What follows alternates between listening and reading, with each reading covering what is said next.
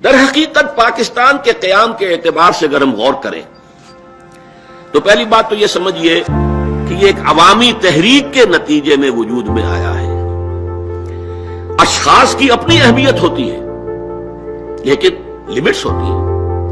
علامہ اقبال نے 2 اشعار میں ان چیزوں کو خوب نمایاں کیا ہے کہ یہ بھی ہے کہ فرد قائم ربط ملت سے ہے تنہا کچھ نہیں، موج ہے دریا میں اور بیرون دریا کچھ نہیں، لیکن یہ بھی کہا ہے کہ افراد کے ہاتھوں میں ہے اقوام کی تقدیر، ہر فرد ہے ملت کے مقدر کا ستارہ۔ اس اعتبار سے ذرا میں عرض کروں گا کہ یہ بھی بات سامنے رہے، افراد صرف 1-2-4 آدمی پاکستان نہیں بنا سکتے تھے۔ اگر 1-2 آدمیوں سے کوئی کام ہو سکتا ہوتا تو ہر نبی اس دنیا کے اندر ایک اسلامی ریاست اللہ کی حکومت قائم کر کے جاتا۔ نبی اپنی شخصیت میں کس قدر بلند، معصوم، ہر وقت اللہ کی ہدایت آ رہی ہے، لیکن نہیں، جماعت نہ ملے، ساتھی نہ ہو، اعوان نہ ہو، انصار نہ ہو، اصحاب نہ ہو تو کام نہیں ہو سکتا۔ حالانکہ 2 موجود تھے، حضرت موسیٰ اور حضرت ہارون، اور 2 ان کے ساتھیوں میں سے بھی یوشع ابن نون اور کالب بن یفنہ ساتھ دینے کو تیار تھے، لیکن نہیں، پروسیس وہی رک گیا جب پوری قوم نے کہا فَذَبَنْتَ وَرَبُّكَ فَقَاتِلَا إِنَّا هَاهُنَا قَاعِدُونَ۔ تو ایک عوامی تحریک کے نتیجے میں پاکستان بنا، البتہ اس میں 3 اشخاص کا رول جو ہے وہ فیصلہ کن ہے۔ وہ تسلیس کیا ہے؟ ایک سر سید احمد خان، اگر وہ شخص نہ ہوتا تو کوئی پاکستان وجود میں نہ ہوتا، اس لیے کہ علماء کی عظیم اکثریت انگریز سے کامل عدم تعاون، ترک موالات، نہ انگریزی پڑھیں گے، نہ انگریزوں سے کوئی ضابطہ رکھیں گے، کوئی رابطہ کریں گے، کچھ نہیں کریں گے۔ یہ جو ترک تعلق تھا منفی اعتبار سے، ظاہر بات ہے یہ جاری رہتا تو جو اندیشے ظاہر کیے تھے سر سید احمد خان نے وہ حقیقی تھے کہ کچھ عرصے کے بعد صرف ماشکی رہ جائیں گے یا قصائی رہ جائیں گے مسلمان، باقی اور مسلمان کہیں کسی زندگی کے کسی بھی گوشے کے اندر نظر نہیں آئے گا۔ تو اصل میں تو وہ تسلیس کا جو ایپیکس ہے وہ تو ہے سر سید احمد خان۔ پھر 2 شخصیتیں ہیں، ان میں اصل میں جب تک کہ ہم نہ سمجھ لیں اور خالص علمی انداز میں کہ ان 2 شخصیتوں کا باہم جو ہے تعلق کیا ہے، ان کے درمیان رشتے کی نوعیت کیا ہے، یہ 2 عظیم ترین شخصیتیں ہیں، قائد اعظم مرحوم اور علامہ اقبال مرحوم۔ عجیب بات ہے دونوں بالکل ہم عصر ہیں، ایک کی ولادت ہو رہی ہے 25 دسمبر 1876 کو، اور علامہ جو ہے پیدا ہو رہے ہیں نومبر 1877، 1 سال سے بھی کم کا فرق۔ پھر یہ کہ اگرچہ قائد اعظم کو اللہ نے زندگی زیادہ دے دی ہے، لیکن یہ کہ بہرحال یہ پورا دور ان کا ہم عصر، ہم اور لوگوں کی حیثیت سے کا معاملہ رہا ہے۔ ان دونوں شخصیتوں کے اعتبار سے میں چند حقائق ہیں جو چاہتا ہوں کہ سامنے آئے۔ دیکھیے، مسلم لیگ جب قائم ہوئی ہے تو نہ قائد اعظم اس میں شامل ہوئے اور نہ علامہ اقبال۔ علامہ اقبال تو باہر تھے انگلستان میں 1906 میں، قائد اعظم یہاں تھے لیکن اس وقت وہ ایک نیشنلسٹ مسلمان کی حیثیت سے تھے۔ دادا بھائی مورو جی جو صدر تھا کانگریس کا، اس کے سیکریٹری تھے، اور 1906 میں وہ کانگریس میں شامل ہوئے، مسلم لیگ میں نہیں۔ پورے 7 برس تک وہ کانگریس کے صرف رکن رہے، مسلم لیگ میں نہیں آئے۔ سن 1913 میں آئے ہیں مسلم لیگ میں، اور وہ بھی مولانا محمد علی جوہر مرحوم کے کہنے سے، جبکہ وہ کانپور کی مسجد کا جو جھگڑا چل رہا تھا اس کے سلسلے میں انگلستان گئے ہوئے تھے، وہاں جا کر انہوں نے ان کو آمادہ کیا تھا شامل۔ پھر جو شامل ہوئے ہیں اور کئی سال تک بیک وقت کانگریس اور مسلم لیگ دونوں کے رکن رہے، اور انتہائی کوشش کرتے رہے کہ ان دونوں میں اتحاد ہو جائے، کوئی فارمولہ طے ہو جائے، کوئی ایسی شکل ہو جائے کہ مسلمانوں کا مستقبل محفوظ ہو جائے، اور ہندو اکثریت جو ہے اسے جیسے کہ روڈ رولر ہوتا ہے اس طریقے سے اس کو پھیر نہ دے، ختم نہ کر دے، کچل نہ دے۔ انتہائی کوشش کی، انہی کی کوشش سے 1915 میں مسلم لیگ کا سیشن بھی ہوا بامبے میں اور کانگریس کا بھی، جس کے نتیجے میں میثاق لکھنؤ وجود میں آیا۔ اور آپ کے معلوم ہے گوکھلے نے کہا تھا کہ یہ ambassador of Hindu Muslim unity ہے، یہ مسلم ہندو اتحاد کا سفیر ہے، قائد اعظم۔ یہ تو اس کے بعد پھر جو سمجھیے کہ ان کی زندگی میں چونکہ یہ قریب ترین ان کا مشاہدہ تھا، ہندو کی ذہنیت کو جس قدر قریب سے انہوں نے دیکھا ہے، ظاہر بات ہے اور کسی نے نہیں دیکھا۔ کانگریس کے رکن رہے، اس کے اہم لیڈروں میں رہے، جو بھی معاملات ہو رہے تھے ہندو مسلم، اس میں وہی تھے کہ اسپوکسمین تھے مسلمانوں کی طرف سے، وہ در حقیقت اس ذہنیت کی وجہ سے مایوس ہوئے ہیں کہ ان سے کسی انصاف کی، کسی فیئر پلے کی کوئی توقع نہیں۔ گویا کہ انہیں جو ہے ایک ہندوؤں کے منفی تجربے نے ادھر جو ہے دھکیلا ہے۔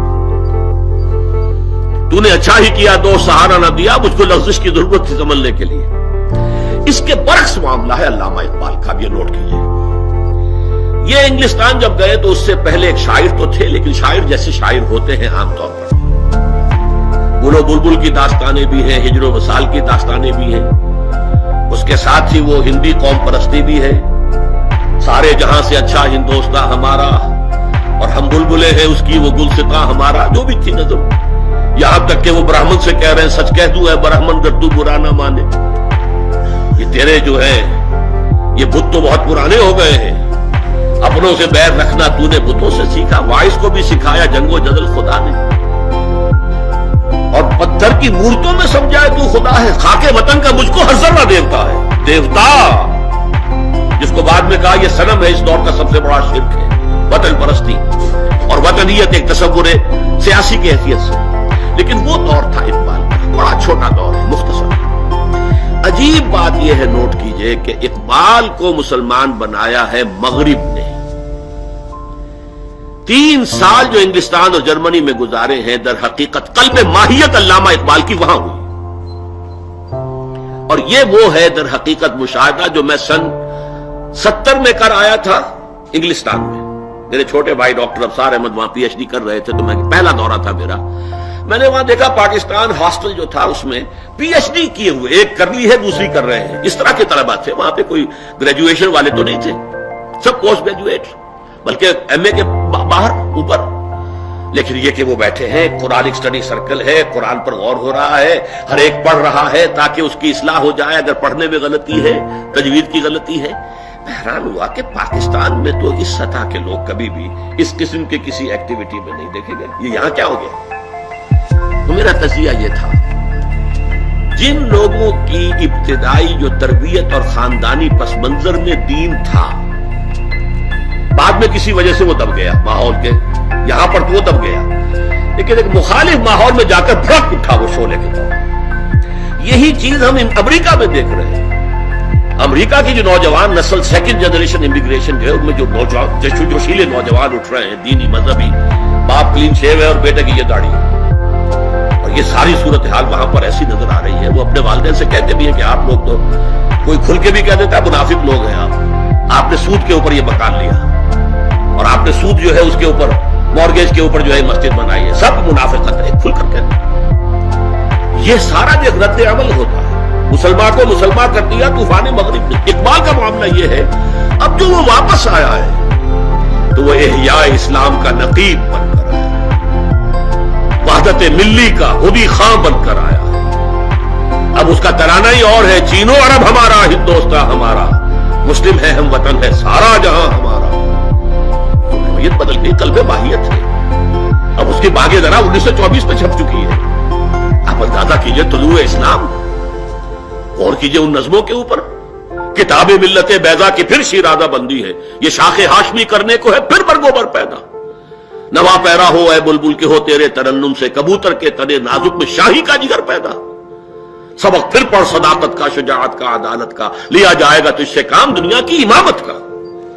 یہ جذبہ، اور دیار مغرب کے رہنے والوں، خدا کی بستی دکان نہیں ہے، کھرا جسے تم سمجھ رہے ہو اب ذرے کا معیار ہوگا۔ یہ سارا جو تھا، اور یہ غلغلہ 1908 سے لے کے 1924 تک اقبال چھا چکا تھا، ہندوستان کے مسلمانوں کی جو ذہنی، فکری، نفسیاتی فضا تھی، اس میں اقبال کا یہ پیغام آ چکا تھا۔ اس پس منظر میں اقبال 1930 میں صدارت کر رہے ہیں مسلم لیگ کے سیشن کی، اور آپ کو معلوم ہے کہ وہاں جو 3 کام انہوں نے کیے، نمبر 1، اس خطبے کے اندر مسلم نیشن ہوڈ فلسفیانہ دلائل کے ساتھ اس کا اس بات کیا ہے۔ نعرہ لگانا اور بات ہے، فلسفیانہ انداز میں اس کے لیے دلائل دینا، ثابت کرنا، ناقابل تردید دلائل کی بنیاد پر، سوشیولوجی اور سیوکس اور پولیٹیکل سائنس کے اصولوں کے حوالے سے۔ نمبر 2، انہوں نے پیشین گوئی کی ہے، یہ ایک پروفیسی تھی، پیشین گوئی کی ہے کہ ہندوستان کے شمال مغرب میں ایک آزاد مسلمان ریاست قائم ہوگی. اس نے ڈیسٹینی، لفظ ڈیسٹینی استعمال کیا. یہ ڈیسٹینی ہے، بلکہ آگے چل کر مطالبہ بھی کیا ہے. میں مطالبہ کرتا ہوں کہ ان صوبوں کو ملا کر ایک جو ہے اسٹیٹ بنائی جائے. لیکن اصل شے جو ہے وہ وہاں پر، اسی لیے میں نے علامہ اقبال کے لیے مصور پاکستان، مفکر پاکستان کے علاوہ ایک لفظ کا اضافہ کیا ہے. آپ کے علم میں شد آیا ہو، مبشر پاکستان، بشارت دینے والے کہ پاکستان چاہے نام نہیں تھا اس وقت، لیکن ہندوستان کے شمال مغرب میں ایک آزاد مسلمان ریاست قائم ہوگی. نمبر 3 جو اہم تر بات ہے جس کی طرف میں آپ کو توجہ دلانا چاہتا ہوں، در حقیقت اسی خطبے میں نظریہ پاکستان ہے. وہ نظریہ پاکستان کیا ہے کہ اگر ایسا ہو گیا کہ ہمیں یہ ہندوستان کے شمال مغرب میں آزاد مسلمان ریاست مل گئی، تو ہمیں ایک موقع مل جائے گا کہ اسلام کے چہرے پر جو بدنما داغ آ گئے تھے عرب ملوکیت کے زمانے میں، عرب امپیریلزم کے الفاظ خطبے میں، یعنی آج کی دنیا اسلام کو دیکھتی ہے بنو امیہ کا اسلام، بنو عباس کا اسلام، اور یہ جو سلاطین تھے ترک ان کا اسلام، ان خلفاء بھی کہلاتے تھے. تو یہ اسلام تو کچھ اور ہے، یہ اصل اسلام تو نہیں. اصل اسلام تو تھا دور نبوی کا اور دور خلافت راشدہ کا. لیکن یہ دنیا اس کے حوالے سے اسلام کو دیکھتی ہے. اسلام کے چہرے پر یہ داغ اور دھبے آ گئے، چیچک نکلی ہے، اور یہ سارا چہرہ جو ہے دھبوں سے داغدار ہے، داغ پڑے ہوئے ہیں. اگر یہ ہمیں مل جاتا تو ہمیں موقع مل جائے گا ان پردوں کو ہٹا کر، ان داغوں اور دھبوں کو دھو کر، اور صحیح اور حقیقی اسلام کا ایک نقشہ دنیا کے سامنے پیش کریں. اور تجزیہ کیجئے، عرب امپیریلزم سے پہلے کا اسلام کون سا ہے؟ خلافت راشدہ کا اسلام ہے. چاہے لفظ یہ استعمال نہیں کیا انہوں نے، لیکن یہ کہ آپ اینالائز کیجئے تو اس کا نتیجہ تو یہی نکلتا ہے کہ خلافت راشدہ اور دور نبوی کا اسلام ہم نافذ کرنا چاہیں گے. اور یہ ہے در حقیقت جو پاکستان آئیڈیالوجی بنا ہے. ویسے شعروں میں جو انہوں نے کہا کہ تا خلافت کی بنا دنیا میں ہو پھر استوار، لا کہیں سے ڈھونڈ کر اسلاف کا قلب و جگر، وہ چیز ان کے سامنے تھی. لیکن یہ ہے کہ اس کے لیے انہوں نے وہاں اس میں یہ لفظ استعمال نہیں کیا. البتہ یہ کہا ہے کہ یہ سارے جو اثرات جو ہیں غلط ان کے اسلام کے پردے پر آ گئے تصورات پہ، ان سب کو ہٹا کر صحیح اسلام کی ایک تصویر دنیا کے سامنے پیش کریں. یہ ہے اصل نظریہ پاکستان.